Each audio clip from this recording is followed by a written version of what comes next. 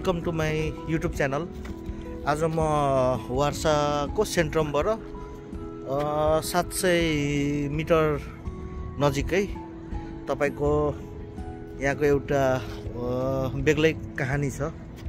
तपाईको यो ठाउँ चाहिँ इतिहासका लडाकुहरू जुन हिटलरको टाइममा लडाई गरेका तिनीहरूको चिहानघारी र पार्क,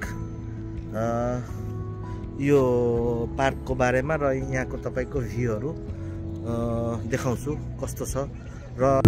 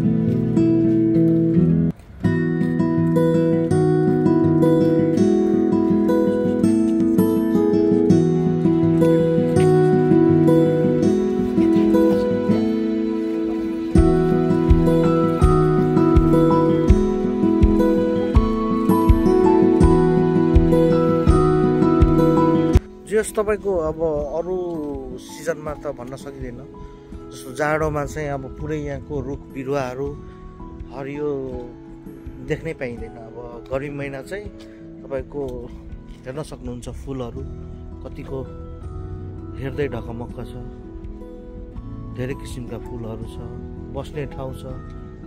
जस पार्क त्यति साह्रो सानो त छैन, ठुलै छ। अब अहिले त अब खासै गर्मी पनि आइसकेको छैन, नै मान्छेहरू बसेको देखिन्छ यस्तोमा। तर अहिले चाहिँ त्यति खासै छैन मान्छेहरू। यिनीहरू अब स्कुलबाट ल्याएको होला बच्चा बुच्चीहरूलाई घुमाउन ओर्न, अब त्यही हो, हेर्न सक्नुहुन्छ। नभए यो अब यहाँ अब तपाईँको गर्मी महिना वाटरफल भइरहेको हुन्छ माथिबाट। अब अहिले त अब पानी छोडेको छैन, त्यही भएर देखिएको छैन। नभए त राम्रो देखिन्छ, माथिबाट पानी फाल्छ, पुरै रमाइलो देखिन्छ। अहिले त छैन खासै केही त्यस्तो। अब जोस् गर्मी सुरु भइ नै रहेछ, ढिलै भए पनि।